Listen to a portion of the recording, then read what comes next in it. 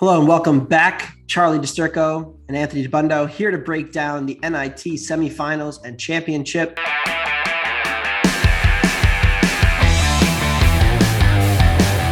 Starting with the New York team, St. Bonaventure from Western New York making the trip down to the Garden after playing a couple of tough road games, beating Virginia in the last second block to get to this spot. They're taking on Xavier, who has fired head coach Travis Steele, but they have kept winning without him. They beat Florida, and then they beat Vanderbilt in the quarterfinals at home to get to this spot. St. Bonaventure might have a little bit of home cooking going, not being too far away in Western New York. Charlie, what are you expecting from St. Bonaventure and Xavier? Yeah, I mean, I think that St. Bonaventure, they are the experienced squad and finally peaking at the time that we all thought they would be, but just in the NCAA tournament instead. When you look at these two teams match up, they're like relatively even. Xavier, they like to defend around the rim, and that's where St. Bonaventure likes to attack. Both teams are pretty average altogether on both sides of the floor and like to slow down and play in the half court. So I think it really comes down to how well the Bonnies can contain Nunge. Jack Nunge is the X factor in this game. He's the star of Xavier's squad. I think that the St. Bonaventure has enough scorers and a well-rounded offense and well-balanced offense to keep themselves in this game and have a shot at winning. I do like them pulling out this game, though I think it's more of a toss-up than the other one, just because of how Jack Nunge and Fremantle pose as threats in the interior. And I'm not sure if Bonaventure gets into foul trouble late, it could spell doom for them. Yeah, Bonnie's only plays 6 guys, right? And that's the biggest question mark for this game. Xavier gets to the foul line at a good rate. But the question mark is can Bonnie stay out of foul trouble? And can Osunui, their big man, the all-time leading shot blocker in the history of St. Bonaventure, can he battle with Nunge and Fremantle without getting into foul trouble? Otherwise, I think Bonnie's has a bit of an advantage here. These two teams have had very different roller coaster seasons. Xavier started the year very well in the non-conference and then has fallen off. Their only, notable wins and covers recently have come against Florida, and then they beat Vanderbilt by 2, failed to cover the spread in that game. But Florida also just fired their coach, so they're a bit of a mess as well. They just haven't had an impressive win to me in a very long time, and the data backs that up. Since January 1st, Xavier is 126th in adjusted defensive efficiency per Bart Torvik and 88th overall. St. Bonaventure also had a weird season, but it was more based in COVID.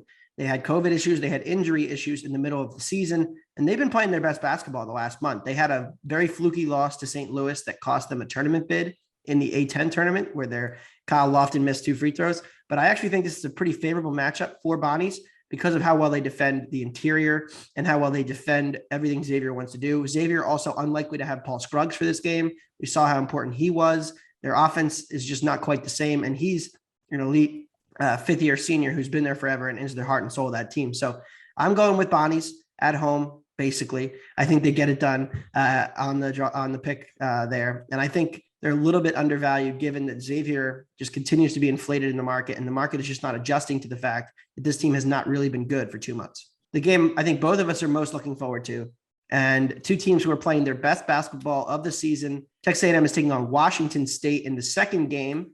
Both teams traveling a good distance to get to the Garden. Both teams really playing well. Washington State going to BYU, thrashing them in the quarterfinals. Texas A&M having no problems with Wake Forest in the quarters as well. Two teams who had been playing pretty good basketball leading up to that got pretty well handled. What do you see for the Cougars as they take on the Aggies in this one? Yeah, I mean, I'm excited for this game. I've been on the Kyle Smith Washington State bandwagon all season long, and it hasn't really come to fruition until now.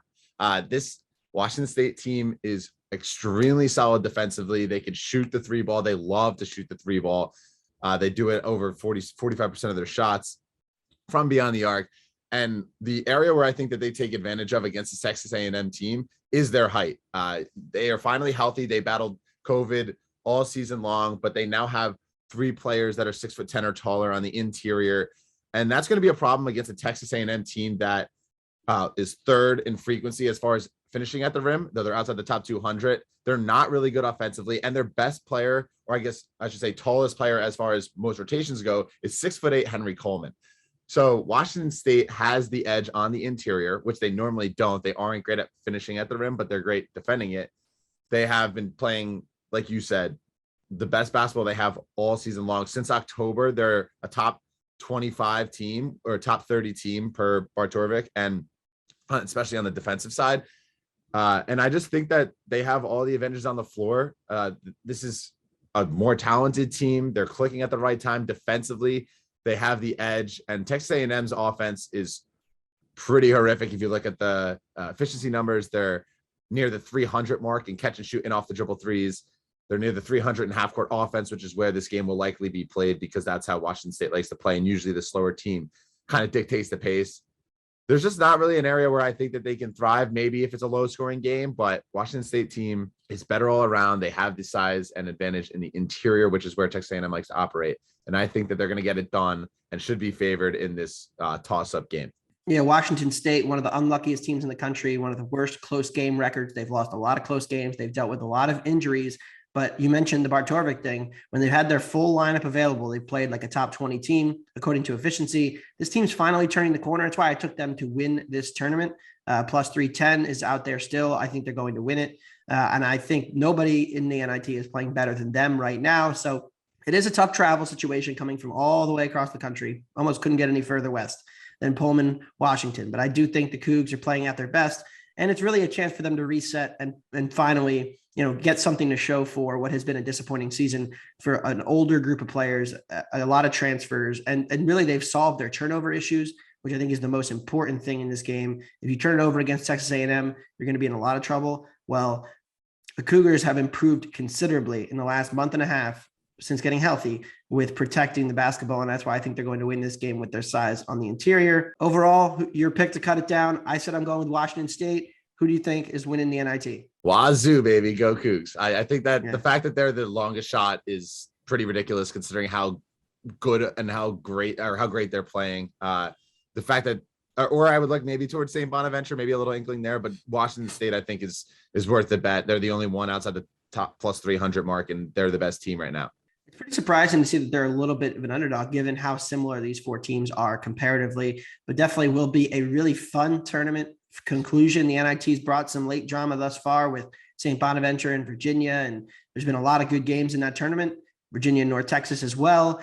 Hopefully the semifinals and the championship do not disappoint, and go Cougs. Thanks for watching. Be sure to like and subscribe all of our other content on YouTube as we preview not just the NIT, but of course, the end of March Madness with the NCAA tournament reaching the Elite Eight and Final Four.